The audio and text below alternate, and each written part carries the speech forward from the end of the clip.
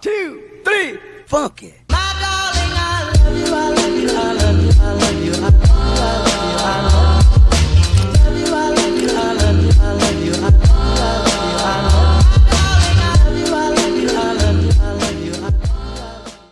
Halo, jadi pada video ini saya akan menjelaskan mengenai kerajaan Mataram kuno yang terdiri dari beberapa aspek, yaitu yang pertama aspek politik atau pemerintahan. Di situ terdapat yang namanya Sanjaya. Apa itu Sanjaya? Pada sumber tertulis pada kerajaan ini adalah Prasasti Canggal 732 Masehi dan Prasasti Mantiasi, menyebutkan bahwa Raja Sanjaya memeluk agama Siwa atau Hindu, dan Sanjaya dianggap sebagai pendiri dinasti Wangsa Sanjaya.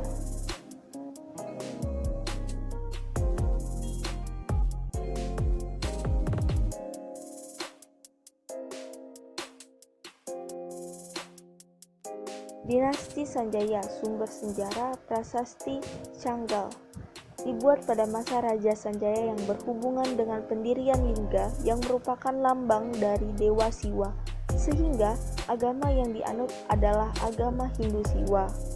Dan Prasasti Balitung oleh Raja Dyah Balitung berisi tentang nama raja yang pernah memerintah pada kerajaan Mataram dari dinasti Sanjaya.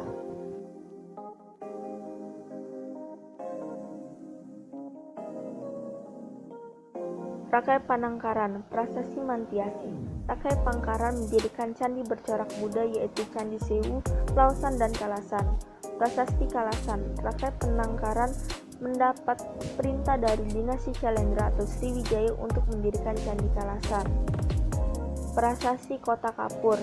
Sriwijaya atau Damputra yang telah berhasil menjadikan bumi Jawa Kerajaan Tarumanegara dan Mataram sebagai bawahan Sriwijaya atau dinasti Syailendra. Rakai Pikatan mempunyai cita-cita untuk menguasai seluruh wilayah Jawa Tengah. Untuk melaksanakan cita-citanya, ia harus berhadapan dengan dinasti Syailendra atau Raja Balaputra Dewa. Rakai Pikatan atau Sanjaya meminang Pramodawardhani, putri dinasti Syailendra. Ia mendesak Pramodawardhani untuk menarik tahta dari tangan Balaputra Dewa hingga terjadi perang saudara.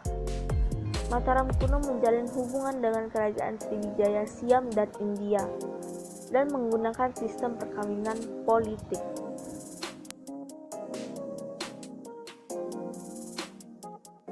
Raja Samaratungga adalah raja yang menyatukan kembali Wangsa Syailendra dan Sanjaya, yaitu dengan menikahkan anaknya Pramodawardhani dengan Rakai Pikatan dari Wangsa Sanjaya. Raja Samaratungga juga mempunyai putra, yaitu bernama Balaputra Dewa. Kegagalan Balaputra Dewa merebut kekuasaan dari Rakai Pikatan menyebabkan ia menyingkir ke Sumatera menjadi Raja Sriwijaya. Persaingan politik antara dinasti Sanjaya dan dinasti Syailendra tidak meluas menjadi persaingan antar agama. Hal ini terlihat dari dipindahkannya pusat pemerintahan ke Jawa Timur. Kerajaan Mataram kuno dikuasai oleh dinasti Syailendra. Pernikahan politis yang dilakukan Dyah Balitung, dibangunnya Candi Borobudur pada masa pemerintahan Rakai Pikatan, dan pengakuan dinasti Syailendra terhadap kekuasaan dinasti Sanjaya. Tetapi semangat kebudayaan Hindu dihidupkan kembali dengan membangun Candi Prambanan. Pada masa Dyah Balitung dikenal 3 jabatan penting, yaitu yang pertama, kedua, ketiga. Ketiga jabatan ini terus dipakai oleh kerajaan pada zaman Singasari dan Majapahit. Pada masa Rakai Wawa dibantu oleh Empu Sindok yang menjabat sebagai Rakrian Ihino. Lalu Wawa meninggal diganti oleh Empu Sindok, dan Empu Sindok memindahkan pusat pemerintahan dari Jawa Tengah ke Jawa Timur karena khawatir terhadap serangan dari kerajaan Sriwijaya. Dan sejak itulah kekuasaan kerajaan Mataram di Jawa Tengah berakhir. Selanjutnya, aspek sosial. Perkawinan antara putra-putri dari dua dinasti, yaitu antara Putri Samaratungga dari dinasti Syailendra bernama Pramodawardhani dan pewaris tahta dari dinasti Sanjaya bernama Rakai Pikatan, terutama bertujuan yang pertama, mencegah naiknya Balaputra Dewa menjadi raja, 2. Memperkuat tradisi Hindu di Jawa Tengah, 3. Mendapatkan pewaris tahta yang cakap dari dinasti Syailendra, 4. Mengakhiri perang saudara antara dinasti Sanjaya dan dinasti Syailendra, dan yang kelima mempertahankan stabilitas dan memantapkan kekuasaan dinasti Syailendra.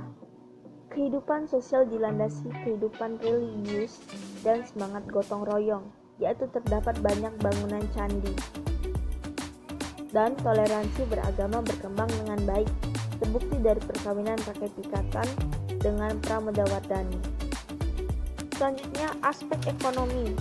Pada prasasti Canggal, terdapat pendirian sebuah lingga atau pusat pemerintahan oleh Sanjaya. Kondisi ekonomi kaya akan padi dan emas atau Jawa Dipa dan merupakan asal-usul Sanjaya.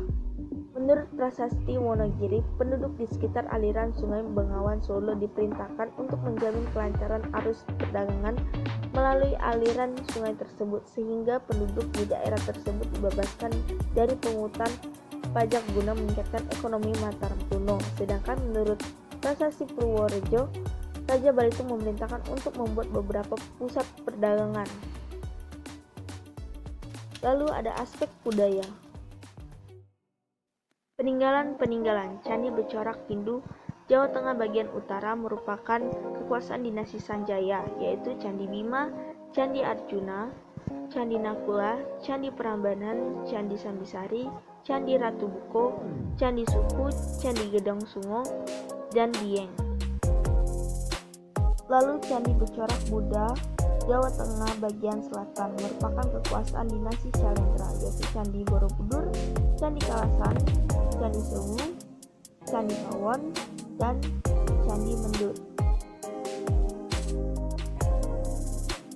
Prasasti yang menyebutkan kekalahan Balaputra Dewa dalam perang saudara melawan kakaknya Pramodawardhani dan selanjutnya melarikan diri ke Sriwijaya adalah prasasti Ratu Buko. Sekian penjelasan mengenai kerajaan Mataram kuno, dan terima kasih. Jangan lupa like, share, and comment.